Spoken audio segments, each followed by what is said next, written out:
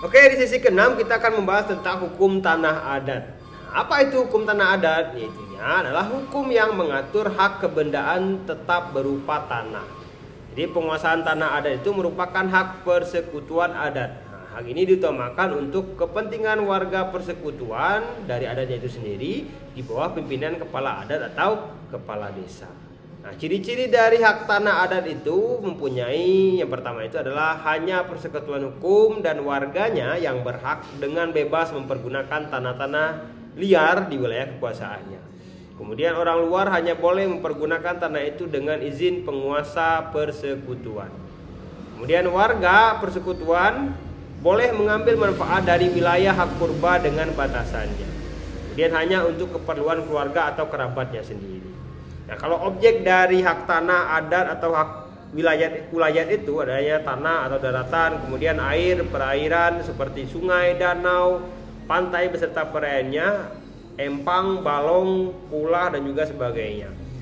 Kemudian tumbuh-tumbuhan yang hidup liar, pohon, buah-buahan, pohon untuk pertukangan atau kayu bakar dan juga sebagainya. Kemudian binatang liar yang hidup bebas di dalam hutan tersebut. Nah, hak wilayah itu mempunyai fungsi sosial seperti apa? Nah, tiap masyarakat hukum adat boleh membuka tanah untuk kebutuhan hidupnya asal digunakan sesuai dengan fungsinya.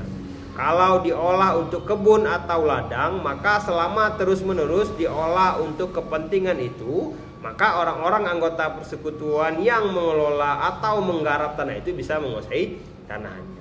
Nah, jika tidak digunakan lagi, tanah sudah tidak diolah atau digarap oleh anggota persekutuan, maka tanah itu harus dikembalikan kepada kepala desa atau kepala adat.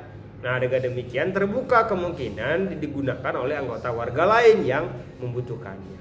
Nah, macam-macam hak tanah adat itu ada hak bersama, kemudian yang kedua itu ada hak peserta atau perorangan. Nah, di sini termasuk adanya hak utama, hak milik, hak pakai, hak menggarap dan menikmati hasil, hak keuntungan jabatan, hak wewenang beli. Nah, ini hak peserta atau hak perorangan. Nah, hak benda yang bukan tanah. Nah, hak atas rumah misalkan. Nah, menurut hukum adat, hak milik atas rumah dan atas tanah itu harus dibedakan. Nah, dalam hal ini dikenal asas pemisahan horizontal. Maksudnya bahwa hak milik atas tanah itu dipisahkan dari hak milik atas benda-benda yang terkait erat di dalamnya. Kemudian hal ini berlainan dengan asas asesies yang dianut dalam hukum perdata barat. Nah, ini mempunyai prinsip bahwa pemilikan tanah itu berarti sekaligus dengan segala sesuatu yang terkait erat dengan tanah itu. Jadi pemilik tanah itu berarti juga pemilik rumah atau tanaman di atas tanah yang bersangkutan. Nah, kemudian hak atas tanaman. Nah, sama halnya dengan hak milik atas rumah, hak milik atas tanaman dalam hukum adat juga bisa dipisahkan antara hak milik atas tanah dengan hak milik atas tanaman di atasnya. Kemudian transaksi tanah adat itu ada jual lepas, jual gadai. Nah, jual gadai ini termasuk ada di dalamnya jual gadai biasa, ada jual gadai jangka waktu, kemudian ada jual tahunan dan jual gangsur. Nah, transaksi bukan tanah ini perjanjian bagi hasil tanam. Nah, gimana perjanjian pinjam uang dengan tanggungan tanah, kemudian numpang dan juga ada perjanjian tertentu. Nah, terima kasih, semoga bermanfaat.